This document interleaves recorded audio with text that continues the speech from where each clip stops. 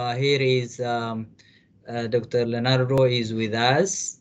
He's a senior carbonate geologist working in many projects and use varieties of data in the oil and gas industry.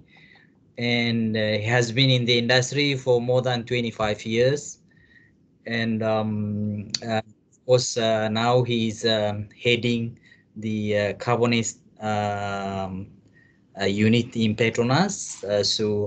And then been working in many countries in Asia, Middle East, in Africa, and also in Canada and so on. And I think so we are really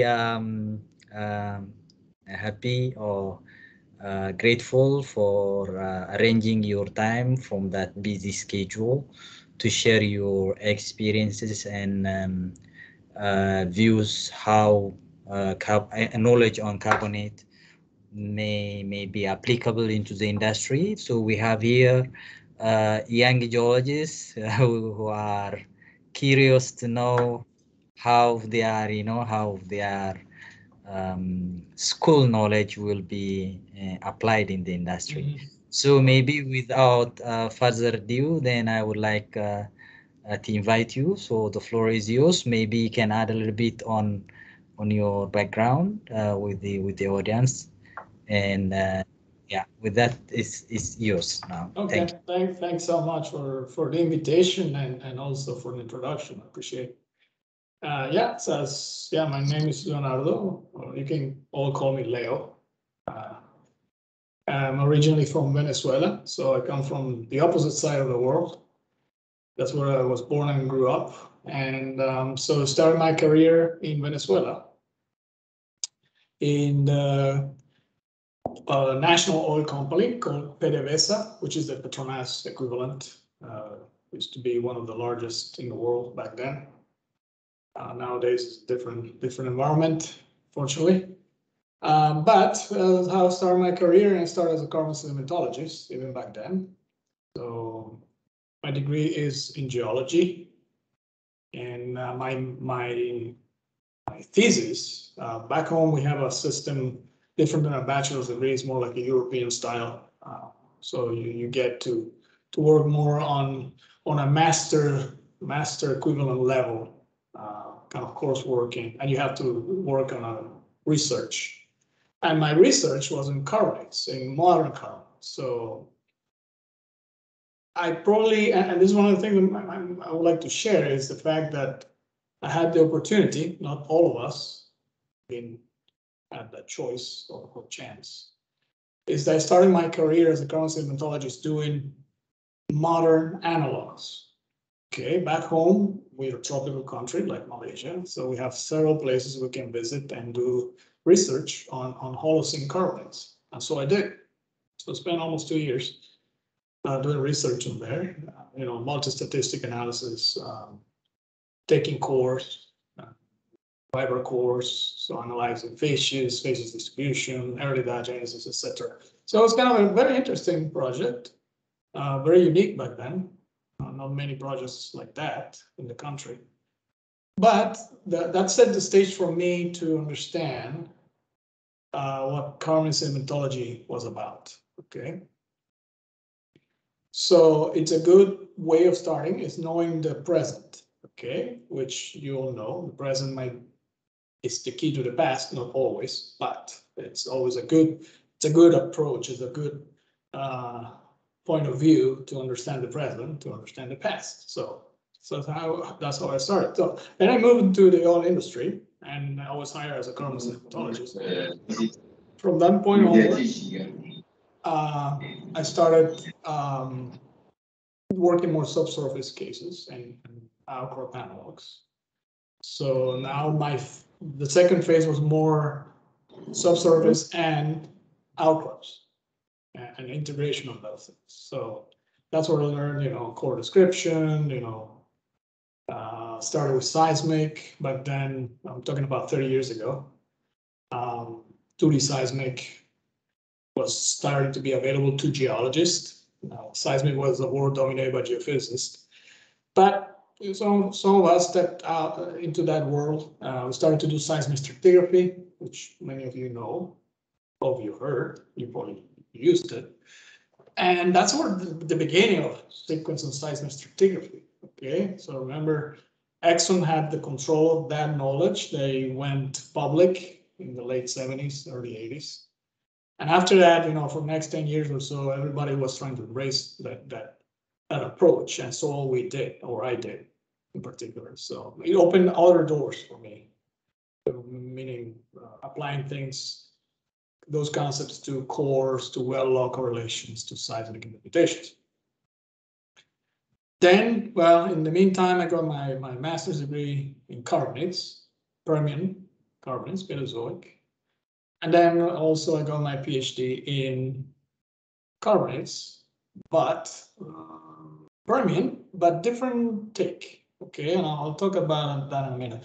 My master's degree was in greenhouse carbonates, and my PhD was in icehouse carbonates. So it gives you a different flavor how these things evolve or change depending on what period of time you're dealing with. And I'll show you a few slides on that. So I'm just giving you sort of an opening remark on that and the importance of understanding certain aspects when you deal with carbonate sedimentology. And then finally, well, I work for BP, English company. You probably know which company it is. That was in Houston, so I did most plastics. So I'm a hybrid, so I've done classic sedimentology also extensively.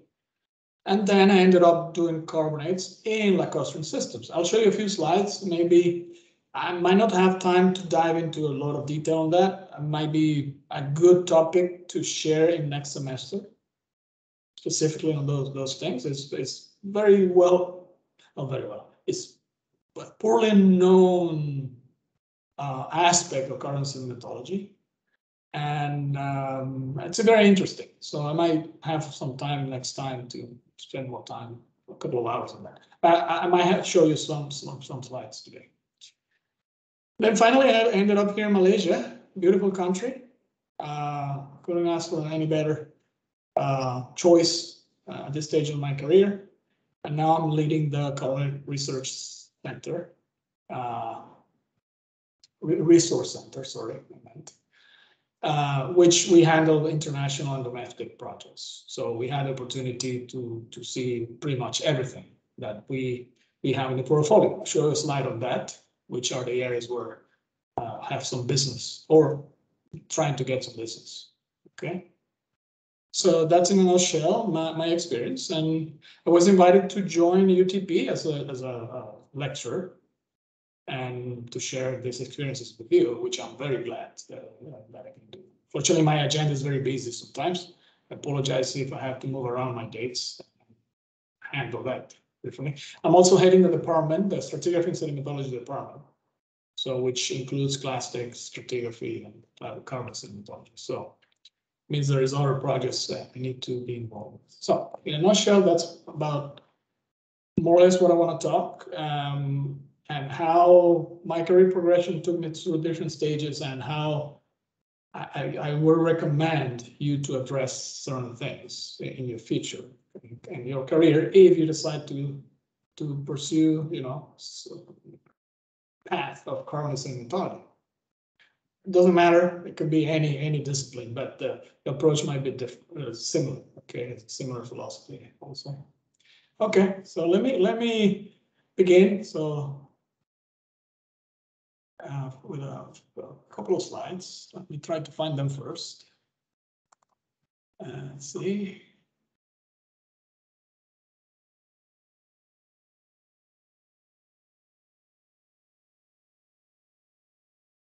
All right, cool. I think I jumped to the wrong slide. All right.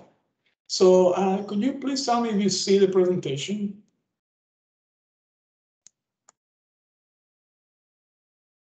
Yes? All right. Okay. I might not be able to see your, if you have questions on things, but I'll stop every so often to.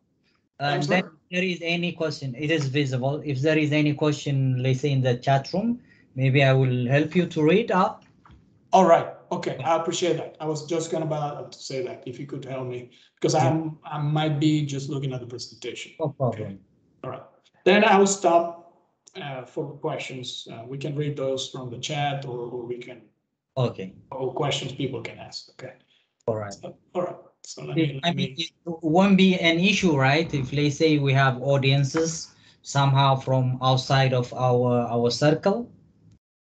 I don't think so. I don't think I'm sharing any confidential material. All right. Okay. Yeah. Yeah. Thank you. Yeah, I just got some requests. No problem. All right. Okay. I'm just sanitize any material. Yeah. Just in case. All right. Unfortunately, we have a lot of examples to show you, but from what we're doing now, and it would be nice, but because of this confidentiality things, we need to stick to public domain things. So some of this material you've probably seen ad nauseum, but again, I'm not trying to re-lecture you on any of this. Okay, it's just as a reference for a specific purpose. Okay, so here it is. So these are the insights. Nice slide, courtesy of Dr. Yamin. Probably some of you know him. So he used to be work for the company. He used to be the custodian for carbonate sedimentology back then, as a matter of fact. So nice, probably Miocene sample from central Laconia. All right, so why carbon? So carbonates back in the 60s and 70s, the original carbonate sedimentology. Sedimentology is such kind of it's new. It's more the 70s and onward. Before that, specialists that dealt with carbonates or clastics or things that were called stratigraphers. They did a bit of everything. It was more lithostratigraphy kind of work. A lot of biostratigraphers. That's always been an important discipline in the industry. I'm talking about, of course. And so some of the original carbonate sedimentologists, at least the ones that I met, I had the opportunity to meet a few of them that they are the fourth fathers of classic carbonate sedimentology. Many of them came from being paleontologists. Okay, so the original ones were paleontologists. So they liked fossils, and well, fossils take you to limestones, limestones take you to carbonate sedimentology. So that's how things more or less started. Then things started to change a bit. You started to get a new generation that understood a bit better processes, and so that's when real sedimentology started to build up a bit. Then we had two branches. The guys doing more sedimentology or process sedimentology, and the diagenesis part, the geochemical aspects. Okay, so they sort of started to branch out a bit.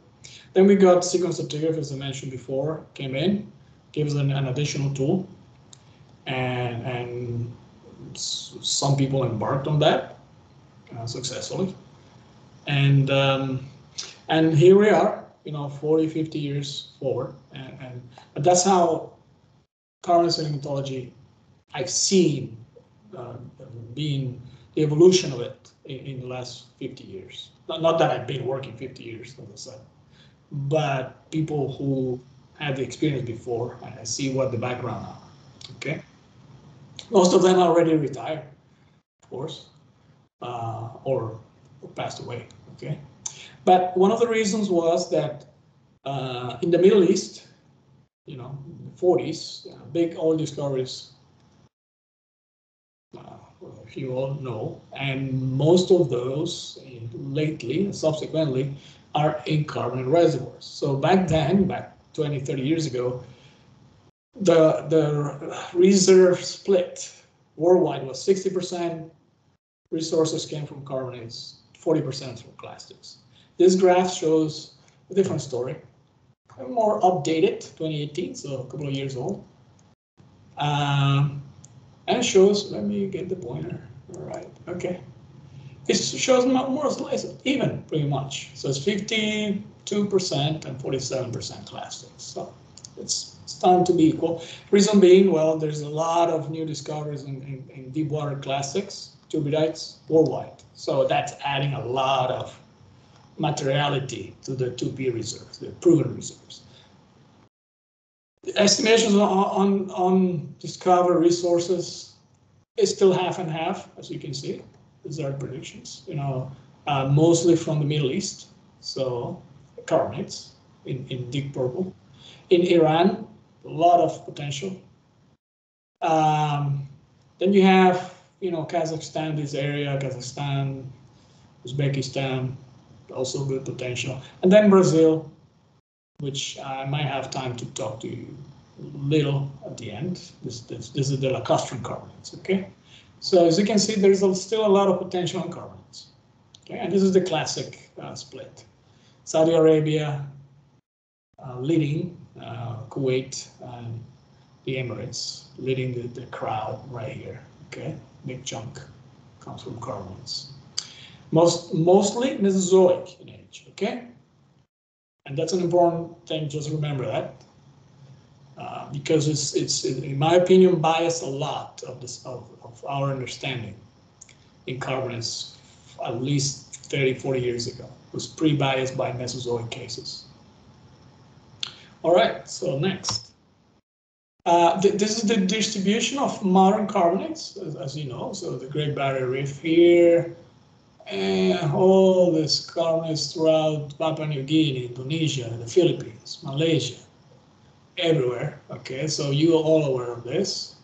In Eastern Africa, then the Red Sea, lots of carbonates.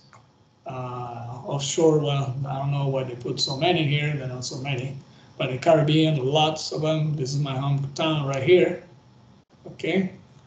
And so you can see the present day distribution of carbonate deposits or sediments or reefs.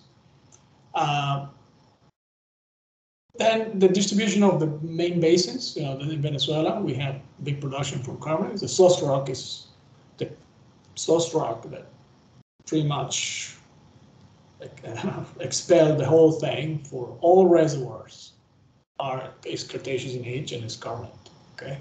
Then you have in Mexico a lot of carbonates Cretaceous. Then in the Permian Basin, right here, Permian Basin and other ages in southern US. Then Canada, Western Canada, you have a lot of Devonian plays in here, and so on and so forth. Of course, the big king of all is in the Middle East, right here, okay? Mesozoic carbonates. Okay. There's some speckles in here, of course. We have Borneo, we have Central Laconia, and the rest. You see, there's a few places, but they're probably too small, they're not even in the map. Okay, and this is an overall distribution of it, but I'm not going to get into detail. But this is more or less the statistics, okay? Most of it dominated by Middle East, right there. Okay, so next.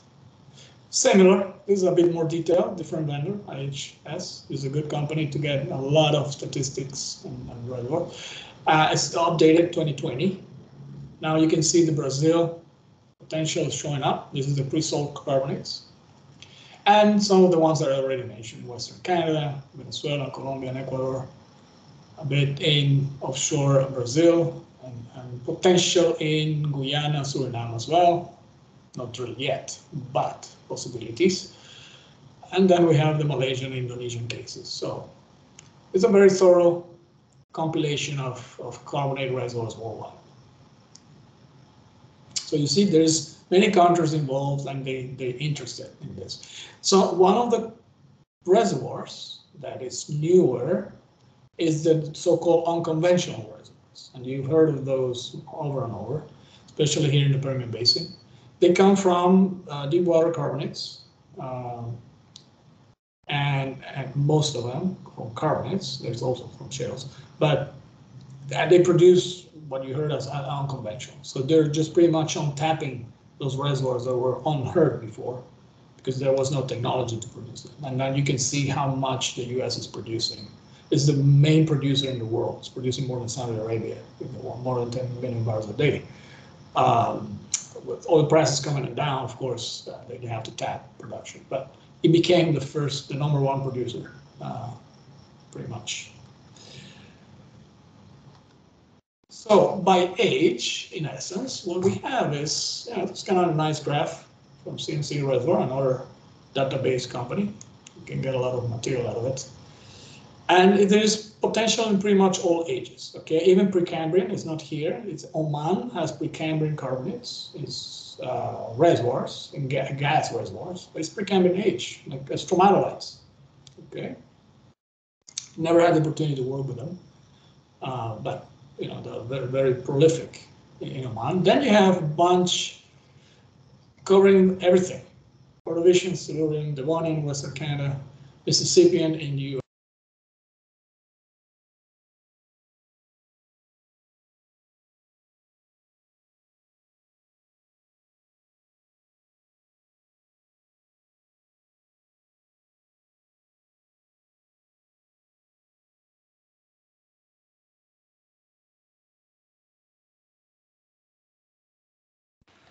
Excuse me, sir, your mic is muted.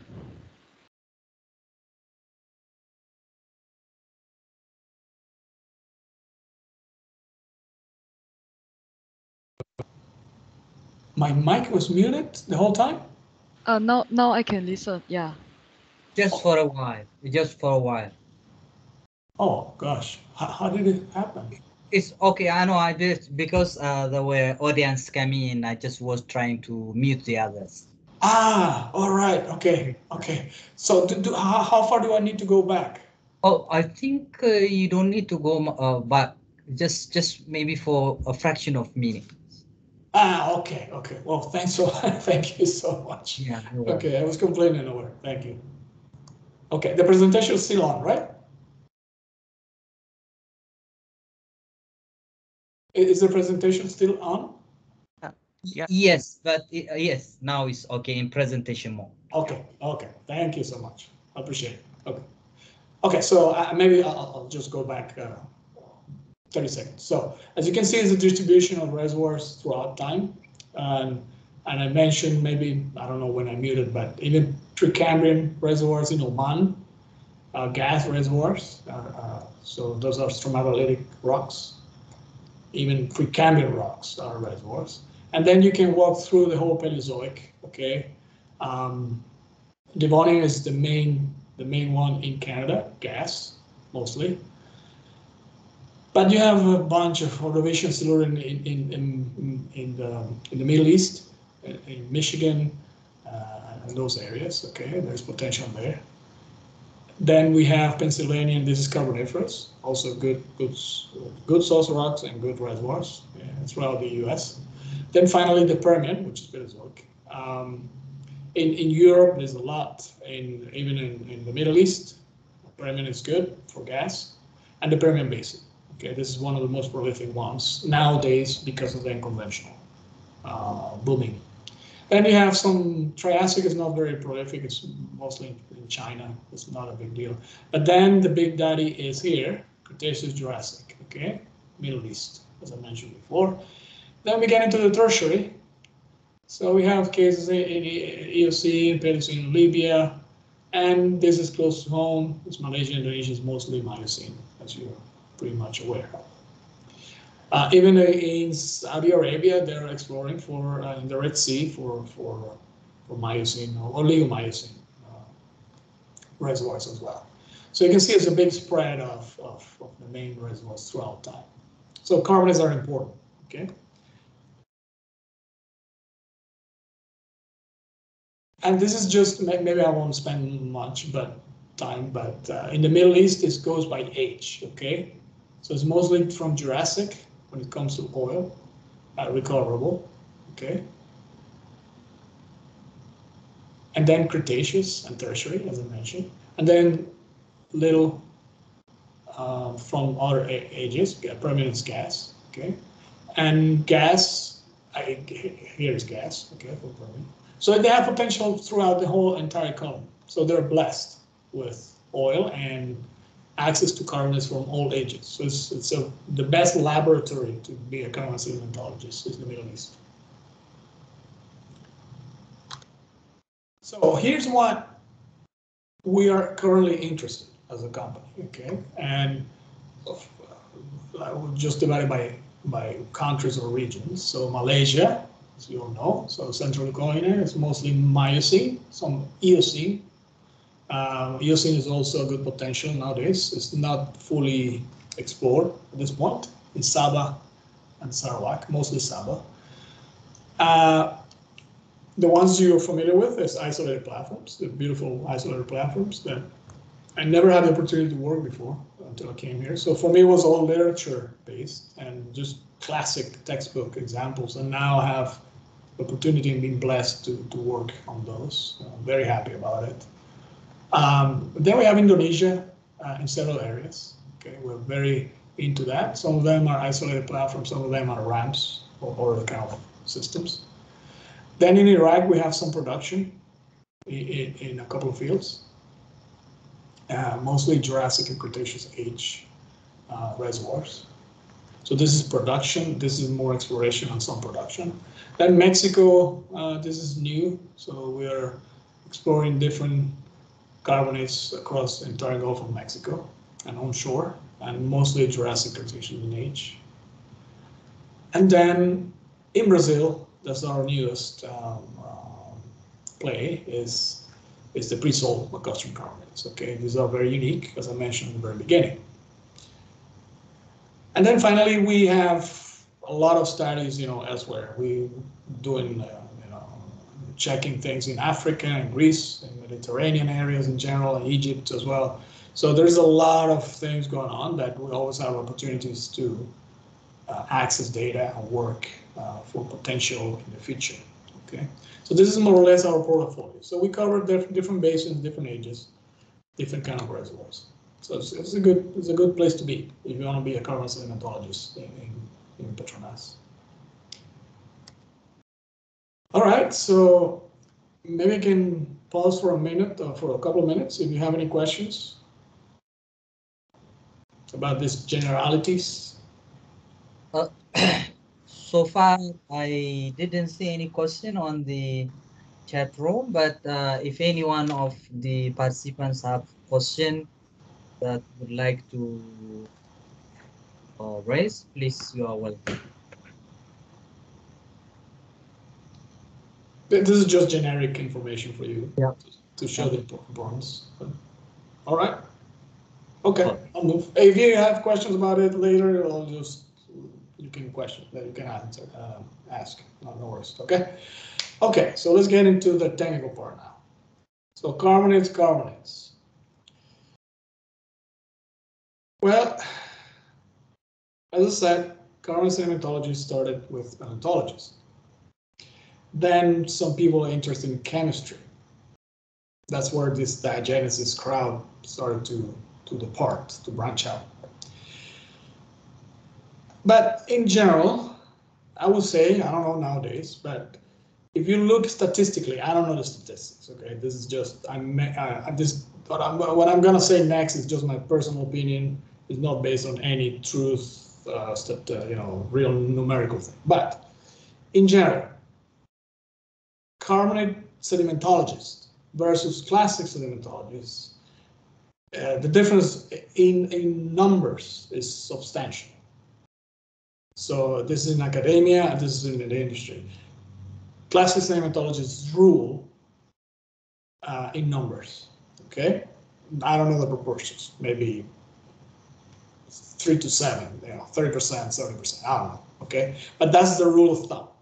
And one of the reasons is, well, some of the reasons, in my personal opinion again, is, well, of course, private companies don't have access to carbonates worldwide because it's all controlled by national oil companies. Like Petronas controls most of the Central Laconia things, even though it's not true because there's a lot of international companies. But in the Middle East, there's no way to work on that if you don't work for that national oil company, or you work for a contracting company, or you work for a consulting company, that kind of thing. So your access is limited to good cases. So international companies start to pick up more on plastics, as I said, deep water plastics. So obviously, most of the expertise went into that, okay? So plastics, deep water plastics, or plastics in general. The other thing is, people say carbonates they walk away, literally, from carbonates, okay? because they think that you cannot understand. They're unpredictable. You name it. So they don't like them. You know, they don't want to deal in depth with them. They like it because they produce a lot of oil or gas. But when it comes to the technical part and the gory details, you know, they usually walk away. So that trickles down to just a few people or specialists, okay? Which is, you know, you can see the half glass, half full, half empty glass. So it might be good for you if you're a specialist, but overall, it's not good for the general understanding, okay? Because people walk away from it, okay? That's a reality, and you probably have experienced that. You probably have seen it taking the courses or on your own studies or research. That's a reality. So that's the reason I put carbonates. A carbonate sedimentology needs to know a lot of things, okay? And this takes time. That's the thing. People nowadays are very impatient. Want things to be done quicker, immediate reward. Unfortunately, geology overall is a long run career. It's not a fast track thing. So, and for carbonate sedimentology, it's not the exception. This is kind of a nice summary. I'm not going to spend detail, but this is Noel James, 1984. So he's one of those second generation carbonate sedimentologists, I will say, given his age. And he's a professor in Canada. And he had this initial philosophical changes. You know, why is the difference between one and the other? Okay, so just to mention very quick. Let me get the pointer again.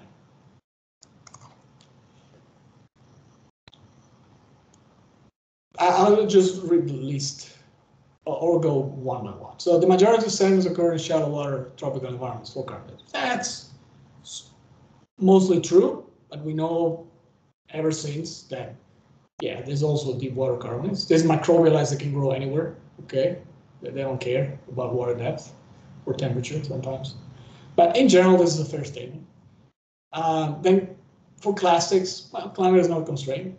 You might have a delta in the Arctic, or you might have a delta in Indonesia, in the middle of the tropic. So that doesn't matter. They occur at any depth. So you see there's no depth constraint. Okay, carbonates also occur at depth because you have calciturbidites produced from the shallow water part. So it's a kind of a, Leonardo, are you sharing slide?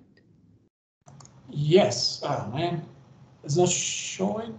Yeah. Maybe it's on my side. Do you guys see slides? No. No, I think no. No. All right. Oh, okay. Okay, let me try again. Mm-hmm. Oh man, what's I happening? share the first one then. Okay. Okay, let me.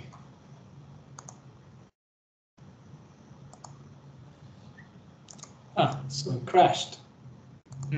Sorry. Didn't come. Okay, so is it up? Now is yes. All right. Okay. Yeah, please tell me because I'm not seeing. Yeah. But I don't know. So it keeps crashing. It looks like. Okay. All right. So that's presentation mode now. Yes. All right. Okay. So let me pick the pointer again. All right. Okay. So I was talking about this, the shallow part. Okay. So this is the list that Noel James put together. So I mentioned the shallow driven carbonates are shallow, mostly in the shallow settings, okay, and mostly tropical. Classes, they don't care. They can come from any place, okay, the terrestrial to all the way. Majority of sediments are marine. This is a general statement, true, until a few years ago when we discovered this massive large-scale castoreum carbonates in the Cretaceous in Brazil. People knew they existed, but these are massive.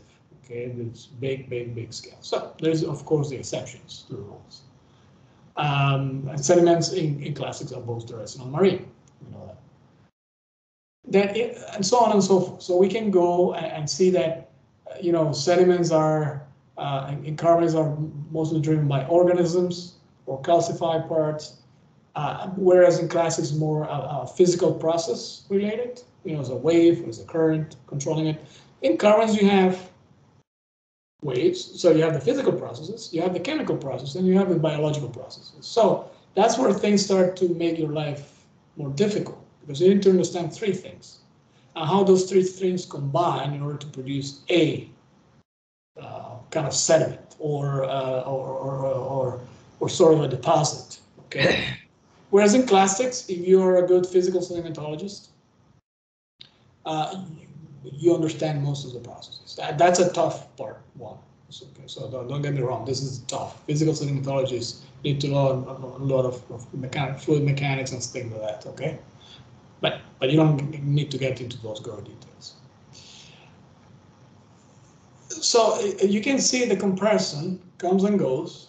Okay, interaction with waves, for instance, clastics, shallow water sand bodies like sandbars, and mostly controlled by physical processes, currents and waves. Carbonates can grow and on their own. Okay, they can build. So you have bioherms, they're built and fixed, or you have biostroms, they are transported, you know, moved around things. So like coquinas and things like that. Okay, also affected by for physical processes. Okay, so again, it gives you a bit of an extra complication. Okay, it is the biological part. Then they build locally, create reefs, which controls the hydraulic regime that surrounds it. Sometimes they are a response to wave action, like modern reef crests, they do. But the way, because they build, they control what's happening as well. So that's an interesting part. Whereas clastics are just controlled by the hydraulic regime. They do what they're told, pretty much. They don't think. Carbonates think, because they're animals, okay? Somewhat they manage to think and understand things. This statement is, I disagree with this. You know, I'm commonly cemented on the seafloor. Yes, but not always, okay? That's very generic. Exposure is an important thing in carbonates, it's true. So exposure has definitely deep impact in carbonates, whereas in clastics, they can go unaffected, they just get eroded and moved around again, or become, you know, part of the aeolian fields, etc., okay? But diagenesis is an important thing due to exposure, okay? And the last one, the metamorphic things is meaningless. So what it says is, even early on, people started to understand the difference between being a carbonate sedimentologist or a clastic sedimentologist, okay? And so this is just a referential thing, anecdotal. The other thing you need to know is pretty much two minerals, okay? So if you think about what's mostly what you face is either calcite or dolomite. Aragonite is very unstable, so unless you work Holocene or, you know, maybe Pleistocene, it really is metastable. It becomes high. It goes into calcite very quick. Okay, but so you, in essence, you have to deal with two minerals, calcite and dolomite. Yet it's a lot of complication because all the diagenesis. I'm not gonna even talk about diagenesis today, which is very complex, as you all know. But two minerals give you, it can make your life miserable, okay? Because they do a lot of stuff. They dissolve, they precipitate, they reconvert, they reprecipitate. They can go from dolomite to calcite, from calcite to dolomite. They do many things. So the geochemical skills you need are also important. Okay, so another skill set you need to bring into your backpack is geochemistry, inorganic geochemistry of carbonates. Okay, this includes isotopes, includes many of the things you probably being taught in class. Okay, but it's an important thing to know. Then you have the biological part of it. So you need to be a good paleontologist, a good paleoecologist, you know, to some extent. You need to understand that there are biotic processes, okay? like, mollusks, precipitate skeletal things or corals, then you might induce precipitation, or microbes do, okay? They do not fossilize, but their activity induces calcite precipitation or carbonate precipitation. So you have abiotic carbonates, and then you have within the ones that precipitate skeletal things, the ones that can use photosynthesis, like tropical factories, or things that don't need photosynthesis. So it can take you in time and in types throughout many options, okay? And these are two examples. So you see, for instance, the closer to the tropics you are, lower latitudes, 0 to 20. It's a higher increase in green algae, corals, for instance. Okay. Whereas if you go to higher latitudes, brachiopods were common in the Paleozoic. Bryozoas are still common nowadays in temperate ramps. Red algae are uneventful. So you see, you need to understand all this, the biological aspects of this. So you need to be a bit of that as well, a biologist, a paleontologist, and so on and so forth. So, the bottom line is you need to understand all this, and because the skeletal components there's what's gonna be ending up in your deposit, and that's your clue for your interpretation. So you need to understand the skeletal components and the non-skeletal components that you will be already taught in class. Okay, so what is a mollusk and bryozoa, the foraminiferous, and then the ooids, peloids, and intraclass and things like that, okay? They're not necessarily biologically precipitates, okay? So this is the reason you need to know all this. It's to be a good biologist, to be a good geochemist as well, okay? Good, within your constraints. You can never be good at one. You might be good at a certain aspect, but not all of them, okay? That's why you need. You have colleagues and teamwork. This summary is very good. I recommend you guys have always handy when you do carbon studies, because it takes you by age and what main things happen, okay? And the composition. And this is very useful because it tells you about the water chemistry back then. It tells you about the diagenesis you might be experiencing after that. If you're dealing with, let's say, let's pick one age, maybe. Well, if you go to recent, okay, you guys are probably more familiar with recent stuff. Aragonite is the dominant mineral, okay, bivalve gastropods and corals, okay, and green algae. So this is the main factory in tropical settings nowadays. So it's an aragonatic factory. And that has an impact on diagenesis, the stability of the rocks and how they're going to evolve diagenetically speaking. So the central Leuconia understanding is different than, for instance, speak something very dramatic. Maybe the Carboniferous to Devonian age, where stromatoporoids and things low echinoderms were common. Bryozoas, I don't see them right here. The low magnesium and high magnesium calcite factories were abundant. So the response to diagenetic processes, after the fact, it will be different. And I'm not saying this because we're talking about potential reservoirs in the future, okay? And you need to remember all this nice list of things, okay? Don't need to memorize, nowadays you have books. But working in time makes you memorize them, willingly or not, okay? And finally, the reason, as I said, this is very busy slide, is for diagenesis. You need to understand what's the matrix, what's the demand, what's the porosity, how these things change in reservoir nature, etc., etc. So you need to understand the overall picture.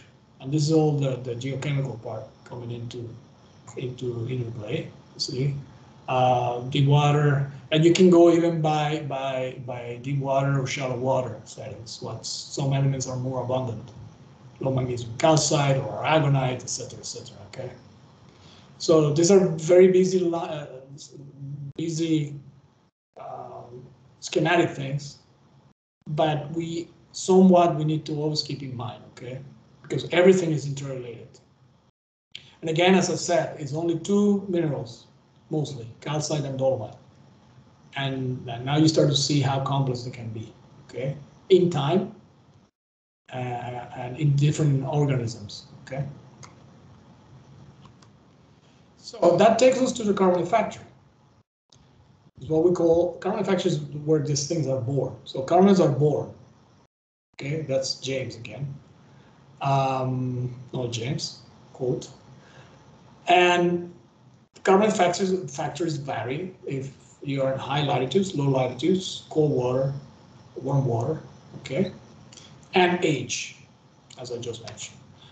So in general, the tropical ones is restricted by the photic zone, but in the best, the ideal depth is about 30 meters and shallower, okay? That's more or less the rule of thumb nowadays, okay?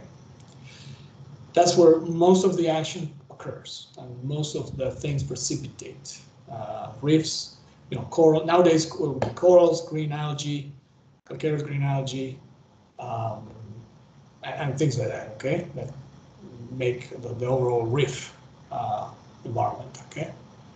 And you have to have all this. You have mounds in deeper water, and some of these are microbial in origin. You might have things in the back as well that might survive. So the carbonate factory there's carbonate factory throughout, but the dominant one nowadays is between 0 and 30 meters water depth in marine systems, okay?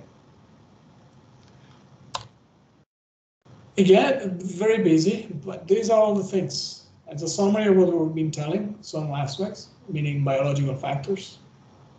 We just covered this. Mineralogy. Evolution, I just showed you a slide with different ages and how organisms change, come and go, and how the mineralogy goes along. Then the climatic location of your specific carbonates back then. Then temperature and salinities, water turbidity. They like clear water, usually. That's why the 0 to 30 meter range is the best. Low plastic input, okay, especially fine grained plastics, you know, clay, mud, they don't like that. Okay, so stay away from that. They can tolerate sand, okay, and in some places they can it's what we call you know, mixed systems. So you might have clastic systems coarse enough that carbonates can grow at times, okay, or away from turbid water. But they have to be kind of relict clastics, okay, not active deltas, because it's fresh water, so it goes to salinity. Fresh water doesn't favor that. Right? Physical processes, you know, winds, storms, currents, that controls location of carbonate factories. Definitely. And the other thing, this is the parameters, but this is where sequencer theory came in, okay, more or less. It's the sea level, relative sea level fluctuations, and how that's impacting carbonate deposition, carbonate types, okay, so you're familiar with this. And other aspects that sometimes people don't take for granted, but they're very important. And one of them, I would say, is antecedent topography. So this is a very, very important one because carbonates rely on topography to grow, and they create their own topography, and they can perpetuate geomorphological features in time. Okay, so things that you might see today in Holocene carbonate systems, like the Great Barrier Reef, they might be relying on a Pleistocene antecedent topography feature. Okay, the reason they are there is because maybe the Pleistocene was there and it got karstified, like this, such as this feature, for instance, and they went back to the pinnacles, the karst pinnacles and things like that. So this is an often overlooked parameter controlling carbonate location. And then you have the siliciclastic inflow I just mentioned, that not to repeat, and then platform morphology. Okay, platform morphology depends on many aspects. But you have the ramps, you have the isolated banks like Central Laconia, you have drowned banks, yachts, rim shelves like the Great Barrier Reef, open shelves like in temperate seas, like in Australia, and then Pyrrhic sheaf shelves that these are more Mesozoic things that we don't have current analogs in the present. Okay, these are humongous, tens of hundreds of kilometers wide shelves. So we understand. Maybe it's a good time to stop. If you have any questions, a couple of questions.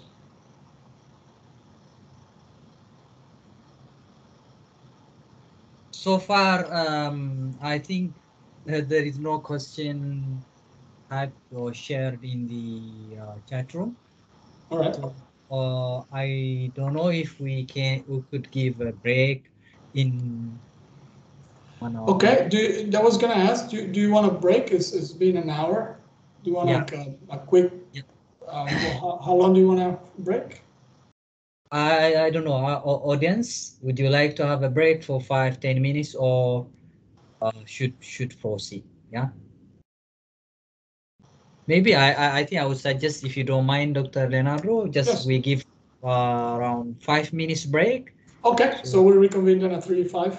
Perfect. Yep. All right. So now it's almost 3. So 2 to 3 we should be on online. Yeah. All right. 3:05. Thank you. Okay.